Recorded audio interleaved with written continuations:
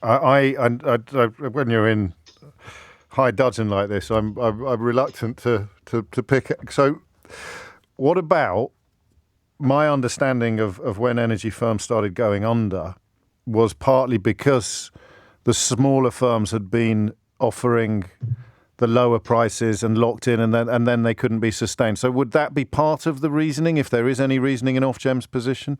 Yes, that's absolutely their reasoning. Gosh. And their reason is to protect people from firms going bust. Right. Now, when I first raised this, I think it was 2018, I had the documentary proof in a meeting and said the biggest problem is you're letting one man and his dog set up an energy firm with no financial checks, no customer service checks, no fit and proper person checks, as would happen in all businesses. They did start to put them in, but they were nowhere near rigid enough.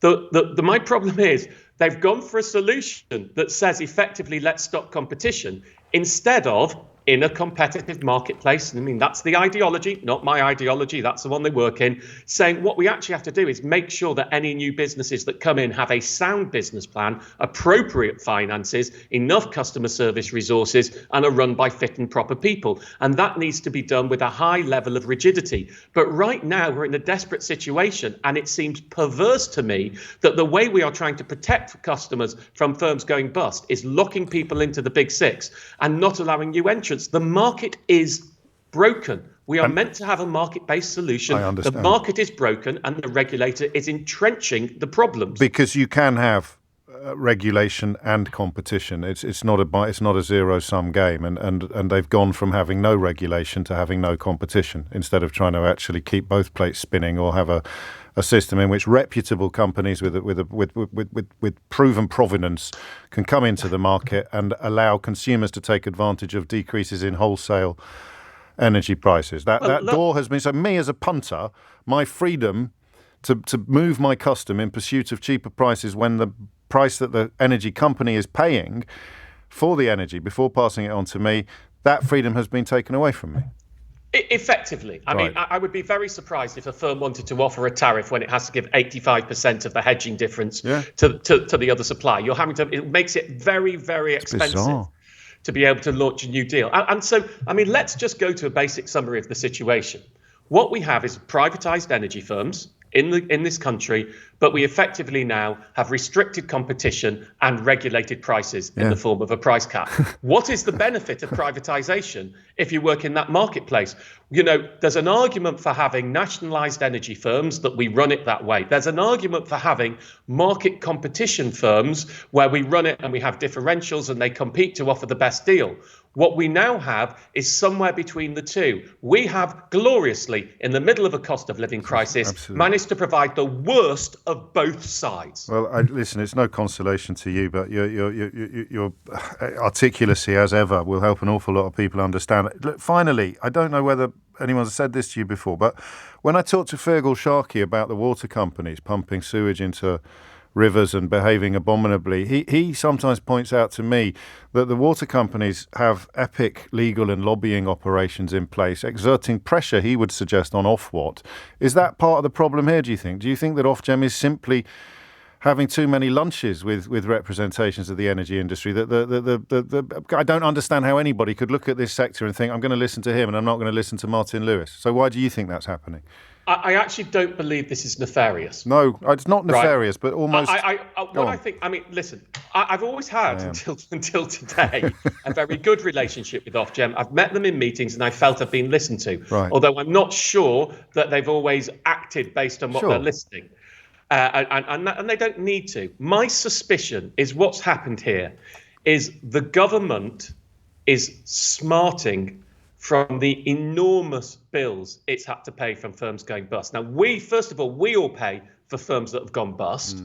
But in the terms of one of the reasons our bills are higher and our standing charges ridiculously have been increased. I mean, here we are trying to have a greener world. And what have we done? We've lobbied most of the cost on energy on having the fact that you've got an energy supply as opposed to how much you use. Yeah. Surely you should do it on how much you use, not on the fact that you've got an energy supply. But that's the sideline. But I think what's happened here is the government has an enormous bill because of bulb. Now, Bulb was the biggest supplier that went bust. It was too big for any firm to take over its customers, so it had to go into special administration, which is like a normal administration, but they're also one of the administrators' charges is looking after customers.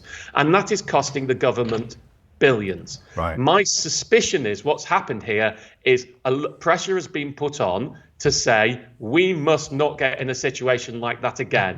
And so all of the policies that are being put in place are trying to restrict future government liability. I don't think we've done it the right way, and I think we're doing it at the cost of consumers. It's panic measure, essentially. Yeah. I mean, it is a short-term measure, the market stabilisation. We don't know how long the short-term is. I don't see this getting cheaper much more quickly. We'll have to look at the new predictions for the price cap. Now it's going to move in October and January and April and whenever the next one after that is, whatever 3 months after that is. But I mean, certainly prices are going to go up substantially in October. Probably £600 on a typical bill. I suspect they'll be roughly stable the following January, and they will drop next April, but they will still be higher than they are now next April.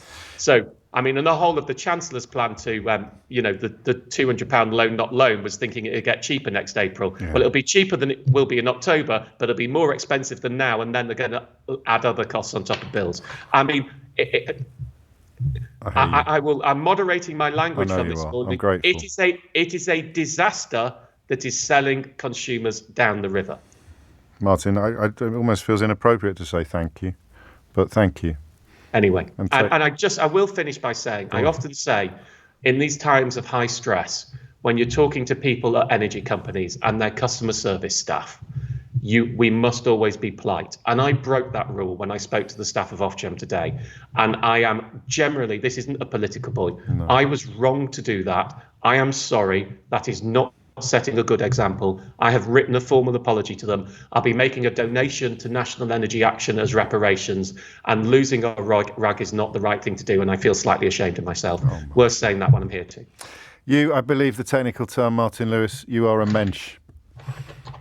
Thank you. Don't feel it today. But you are. Look after yourself. Martin Lewis there, expressing, I think, a clear intellectual and emotional opposition to the measures taken today by the energy regulator to address just one element of the cost of living crisis. Of course, if you are struggling to pay your energy bills, you could always just go out and get a better paid job.